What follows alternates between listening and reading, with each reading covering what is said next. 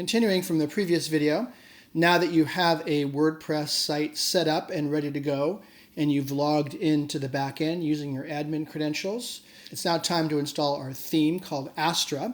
So go to the Appearance section of the dashboard and click on Themes.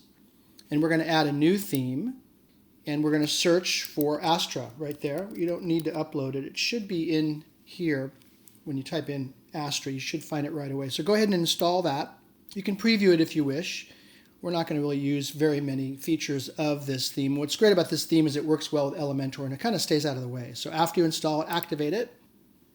And we're going to need a home page so we can set this up as a website and not as a blog. I think default it starts as a blog. So you're going to go to Pages and add new. Notice there's no pages here. And label this Home. And go ahead and publish it. So we need to set this up so the home page is now the default page when you load the site. So you're going to do that under Settings, Reading. At the top of the Reading Settings page, notice it says your home page displays your latest posts, which is default. You want to do a static page, and the reason we created that home page is so we could set this right there to home. You don't need a post page, so leave that blank, and then go ahead and save your changes. Next, you're going to set the logo for the Retina and the mobile versions of your website. So you're going to do that under Customize, Appearance Customize. That'll bring you to this widget area where you can modify the widgets for the theme. We're not going to spend a lot of time modifying the site with widgets. We're just going to do the basic stuff to get it working well in Elementor. But let's first put in the logos. The logos are these icons here, and there's three of them. There's one for regular, there's one for retinal devices such as iPads and Macs, and then one for the mobile devices. So we need to do three, and we're going to do that here under Layout, Header, Site Identity right here. So go ahead and click on Select a Logo. You want to use a different logo for retina devices and a different logo for mobile devices. So let's choose our three images and click on Select Logo. That'll take you to the media library. Nothing is in there yet, so let's go ahead and start uploading files. These are the files that you downloaded from the website. There was a zip folder that you downloaded and unzipped.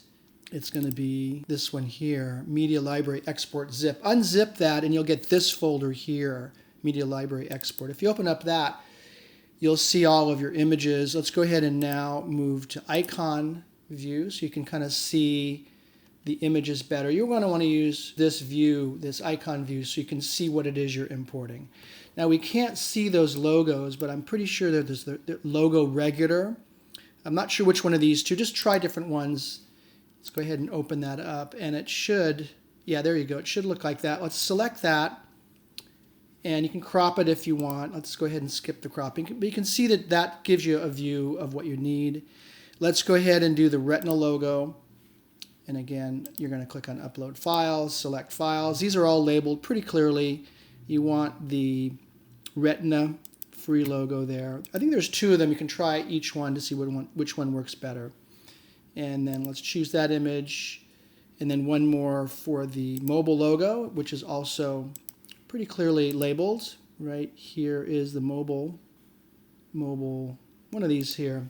Choose that second one there and choose the image. Again, experiment if you don't get quite the right one. You might want to look at the site and make sure that it looks, again, similar to this one here.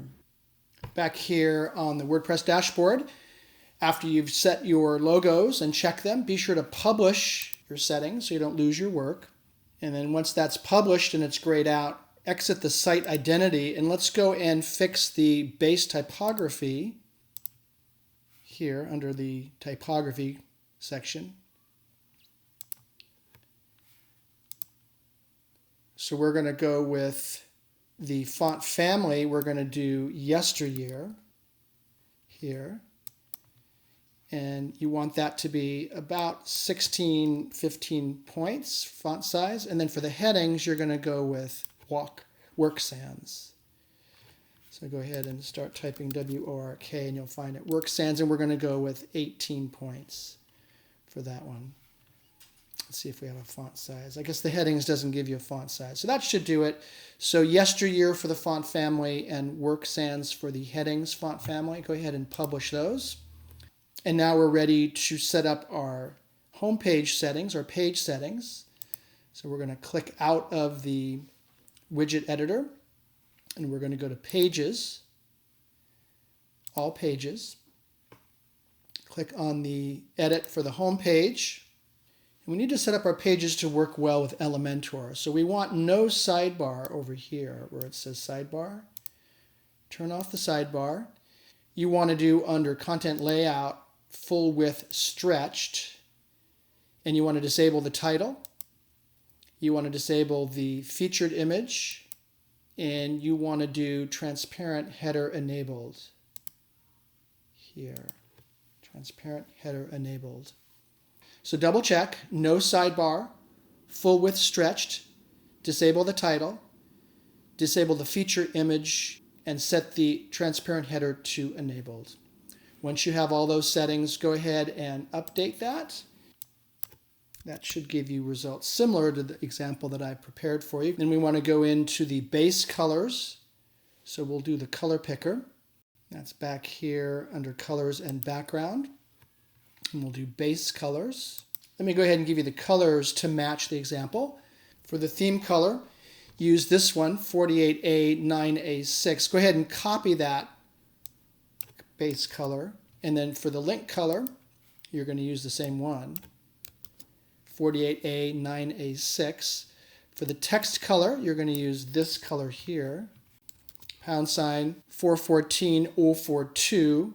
Kind of a gray, a dark gray. And for the link color, the link hover color, you're going to do the same one. So copy that, click on the link select color. Go ahead and publish that. Once that's updated, we're now ready to install Elementor and Duplicator, the two primary WordPress plugins you're going to use to reproduce the website here.